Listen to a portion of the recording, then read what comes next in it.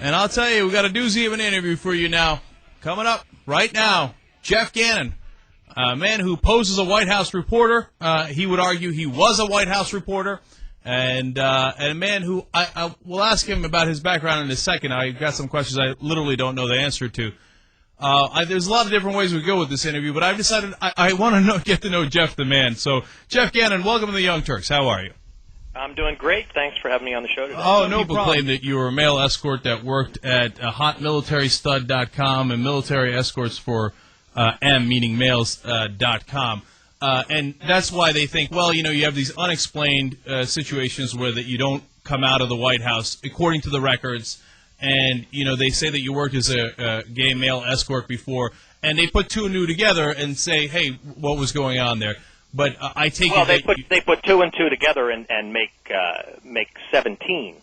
That it takes great leaps of faith to put my personal life together with my professional life. Now, the people that are making these claims have no legal foundation for doing so, and they should be careful in repeating it as fact. Yeah, well, that's why we're asking you, Jeff. Well, I'm just saying. This has been 2.5 years later. And where are we in all of this? Nowhere. So let me understand. And I go back to the question: why is any of it relevant anyhow? Well, it would be incredibly relevant if, for example, if you had a personal relationship with someone at the White House. That's why you got the press pass, and that's why you stayed over. Then it would be more than relevant, I would imagine. Well, okay. Let me tell you. Even though I shouldn't be required to answer that question, I'll answer the question. Absolutely. And I did this 2 years ago on Bill Maher's show. I would assume that 7.5 million liberals listen to that every Friday night when he's on. I did not. Mm-hmm. Okay. Simply, I did not. And you deny both sides of that you were a male escort and that you did anything else in the White House other than report.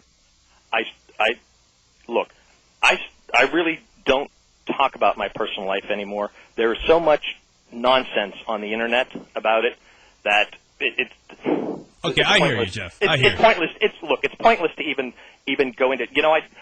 When this first happened, I was intent on protecting my personal reputation, and I would call into radio shows and say, you've got to stop saying that.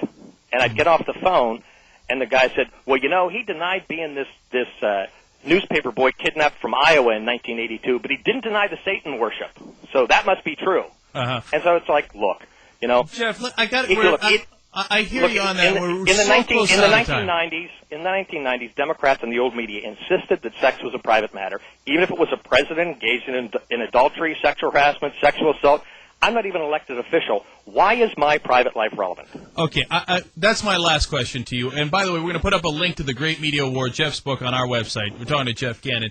Jeff, the reason that it becomes relevant is because people say, hey, if you're gay, don't you get that as a conservative, as a supporter of this administration, you're working against your own self-interest? And that's what they call hypocrisy and what they just flat out can't understand. We only have 30 seconds left. Is there any way that you can explain that to people at home? Sure.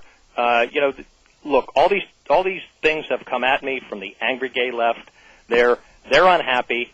I'm not. The only time I've ever faced anti-gay discrimination is at the hands of gays, and the only time I've ever been subject to hate crimes against gays has been from gays. All right. Well, we're out of time. They're conflicted. Jeff. I'm not. I hear you. Well, hopefully you'll come back out. We'll talk more about your book as well. Jeff Gannon, everybody. Young Turks coming right back. Thanks, Jeff.